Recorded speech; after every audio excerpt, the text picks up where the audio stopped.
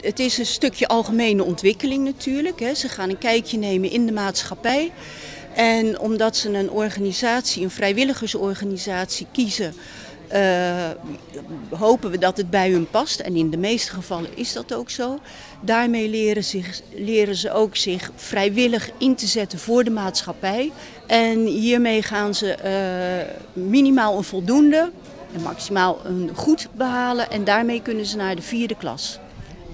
Ja, goedenavond. Mijn naam is Angelique Besseling en ik ben regiocoördinator bij het Reumafonds. En waarvoor zoekt u vrijwilligers? Nou, wij zoeken met name MAS-leerlingen om ons te helpen met het stickeren en flyeren van kaarten waarmee wij nieuwe collectanten willen werven. En we kunnen natuurlijk ook jongeren gebruiken bij hulp tijdens promotiewerkzaamheden. En wij hebben ook een systeem waar wij alle vrijwilligers inzetten op de computer. En daar kunnen wij ook vrijwilligers voor gebruiken. En natuurlijk mogen jongeren ook helpen mee collecteren of de organisator in een dorp of plaats ondersteunen tijdens de landelijke collecte. En wat kunnen ze allemaal doen bij jullie? Ze kunnen baliediensten doen, ze kunnen helpen met het onderhoud van het aquarium. Dan wordt nog allerlei onderhoud, is heel prettig. Als ze met de computer om kunnen gaan, is ook heel makkelijk voor ons. Als ze dingen kunnen, nieuwe programma's kunnen maken voor ons. Allemaal zulke soort dingen. Hebt u al met jongeren gewerkt?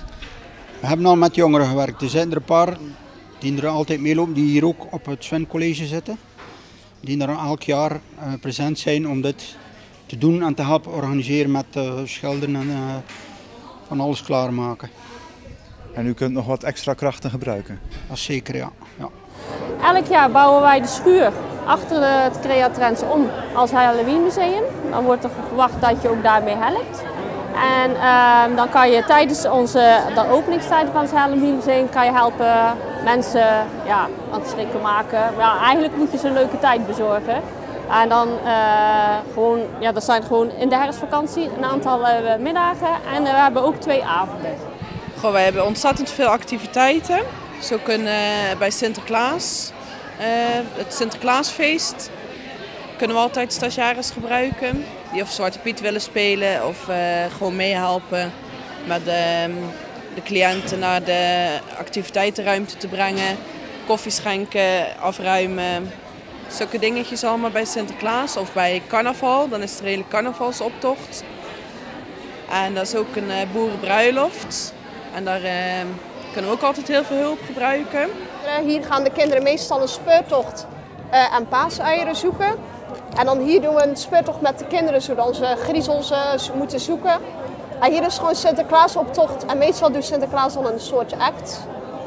En hier doen we heel de week allemaal activiteiten in de zomervakantie bij de kinderen. En ze werken met ouderen? Ja. En is dat moeilijk? Moeilijk? Nee. Het is eigenlijk net die opa en oma.